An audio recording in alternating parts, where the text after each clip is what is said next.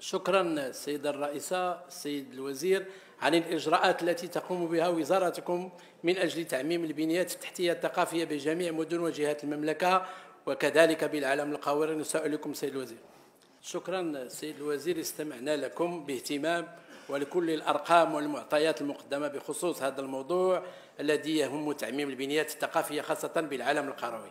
في البداية لابد من التأكيد على أهمية البنيات الثقافية خاصة بالعالم القروي والمناطق النائية، وعلى رأسها دور الشباب التي كانت تتطلع بدور محوري في تأثير الشباب، بحيث كان لها الفضل في تكوين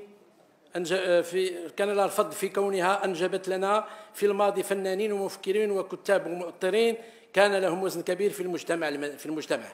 فدور الشباب كانت بمثابة مدرسة يمارس فيها الشباب هوياتهم من قبيل المسرح والقراءة والرسم والموسيقى والسينما، ويتفاعل كمجتمع مصغر داخل أسوارها ويحتك فيها مع كبار المفكرين والفنانين والشخصيات العامة، إلى أنه في وقتنا الحاضر سيد الوزير المحترم أصبحت دور الشباب في وضعية لا تسر أحد في ظل ما يعيشه شبابنا من تحديات ومشاكل سواء بالمدن أو القرى.